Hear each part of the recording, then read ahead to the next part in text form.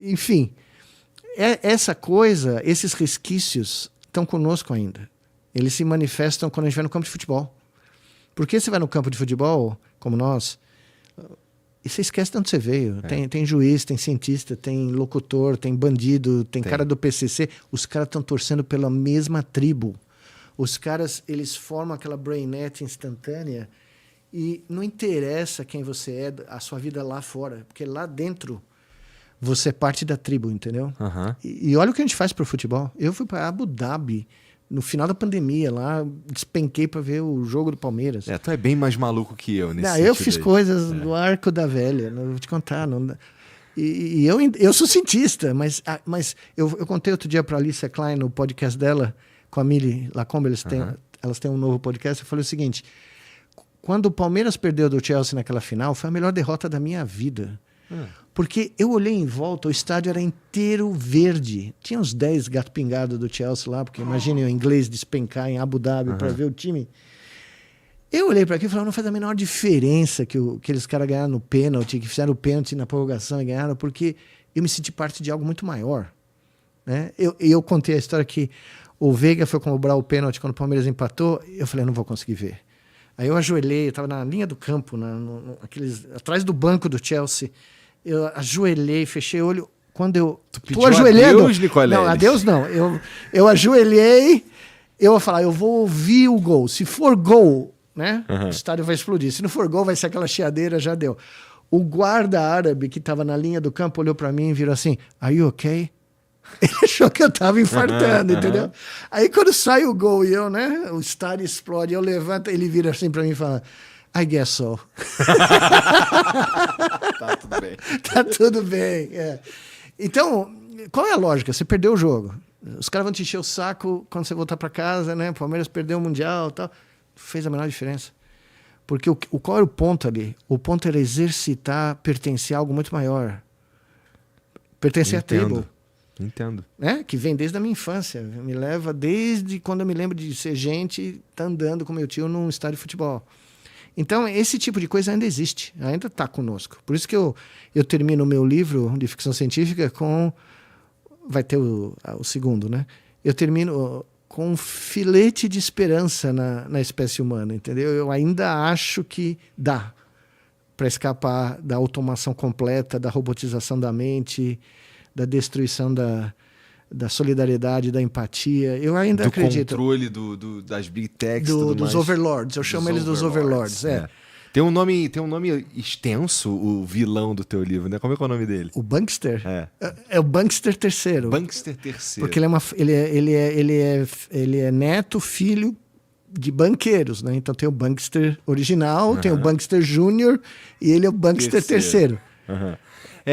Mas, cara, eu fico pensando também, quando a gente se coloca nessas situações em que a gente pertence a uma tribo ou está fazendo o que os seres humanos deveriam estar fazendo e tudo mais, isso também me coloca, me dá um pouco de esperança no sentido de, a gente ainda é capaz de sentir essas coisas. A gente ainda consegue se colocar nessas situações e, fazer parte de algo e ser humano de uma forma geral. Quer dizer, não de uma forma geral, mas de uma forma específica, na verdade, que é basicamente naquele momento ali. Porque saindo dali, a gente vive o individualismo quase que como regra, né? E amplificado pela solidão, ou pela solidão mesmo, né? Porque as redes sociais e que as tecnologias nos colocam. Mas isso é parte é muito curioso, porque isso é parte de uma imposição cultural, tá? Então, por exemplo, acabei de ler um livro sensacional do ex-prêmio Nobel de Economia, que na realidade é um psicólogo, o Daniel Kahneman, né? Que tenta mostrar que nós temos um pensamento rápido, intuitivo e um pensamento mais lento, racional. Só que ele fez uma análise sensacional, o cara é muito legal. Ele acabou, inclusive, ele foi para a Suíça aos 90 e poucos anos, recentemente, meses atrás, para pedir para morrer. Ele queria fazer uma eutanásia porque ele achou que a vida dele já era, ele tinha feito tudo, a mulher dele faleceu, ele perdeu a companheira de 70 anos, 60 anos, enfim. O cara tomou uma decisão racional que queria acabar com a vida dele, Mas ele deu uma entrevista para o New York Times antes de ir para a Suíça, porque ele é um cara muito famoso, muito conhecido, né?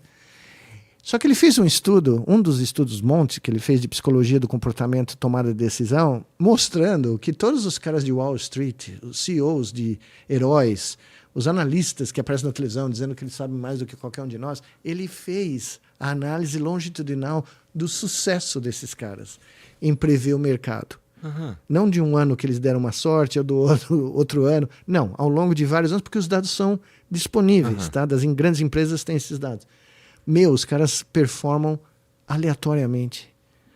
Os caras não performam melhor que você ou eu ao longo prazo. Coisa. Ninguém bate. Oxe, mas isso é contra-intuitivo. Exatamente. Mas essa é a beleza do estudo do cara. E ele deu uma palestra para esses caras.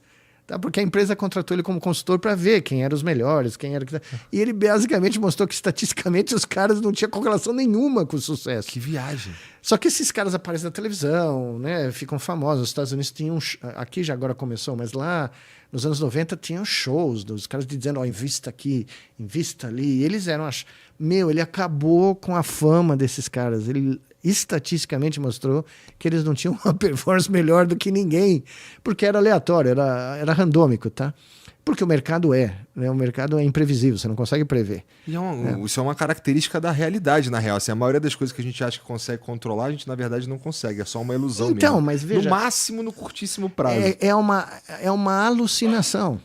É uma espécie de alucinação, porque vem o cara ali, o Elon Musk, que se autodeclara um gênio. Aí você analisa a vida do cara, o que ele fez? Nada. Ele comprou tudo o que ele disse que ele fez. Ele comprou uma empresa de automóvel que 2 caras tinham inventado, tudo que tinham inventado. Comprou uma empresa de implante, entre outros, de alunos meus. Comprou uma empresa de espacial que o governo americano deu bilhões e já existiam engenheiros que saíram da NASA para fazer a porra da empresa. Só que o cara se autodecletou e berra e grita em todos os canais do mundo que ele é um gênio. E acharam que ele é um gênio. Por definição, ele virou. Se tu fica falando um monte de vezes... Exato, aquela história. Se uma mentira repetida milhares de vezes, ela vira verdade. Então, boa parte da vida atual, da sociedade, da civilização que nós temos hoje, ela é quase que uma alucinação. Ela é imposta, né? Porque é bombardeado na cabeça do cristão, né? Que isso aqui é isso, e na realidade... né? Eu gosto quando tu chama da cabeça do cristão. O ateu chamando o cristão é bom, né? Os caras com a camisa do Corinthians, né? Bom, o que a gente faz. Tem por aí, né? Eu não falei não, mas eu tomei a calça do Flamengo. Não, eu vi, eu reparei imediatamente.